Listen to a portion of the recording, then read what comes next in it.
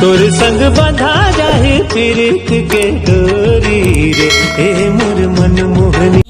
बिन बाती अधूरा हवे वो, जैसे चंदा बिन राती अधूरा हवे वो, वैसे तोर बिना रानी अधूरा हवे वो।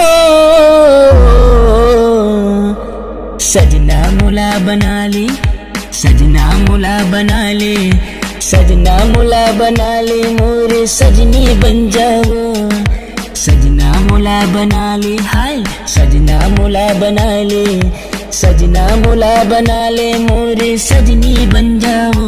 जैसे दिया बिन बाती अधूरा हवे वो, जैसे चंदा बिन राती अधूरा हवे वो, वैसे तोर बिना रानी अधूरा हवे वो। सजना मुला बना ले, सजना मुला बना ले, सजना मुला बना ले, मोरे सजनी बन जाओ।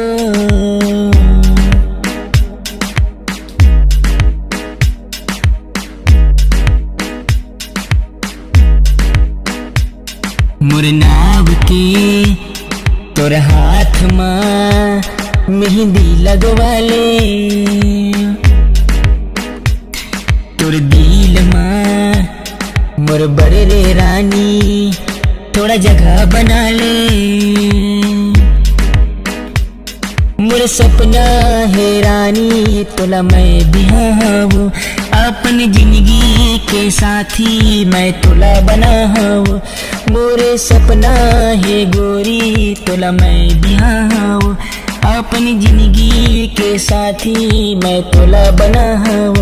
तोला रानी बना के रखूं मैं हवो। सजना मुला बना ले, सुनना सजना मुला बना ले, सजना मुला बना ले, मोरे सजनी बन जाओ। सजना मुला बना ले, सुनना सजना मुला बना ले, सजना मुला बना ले, मोरे सजनी बन जाओ। मोर सजनी बन जाओ, मोर सजनी बन जाओ, मोर सजनी बन जाओ।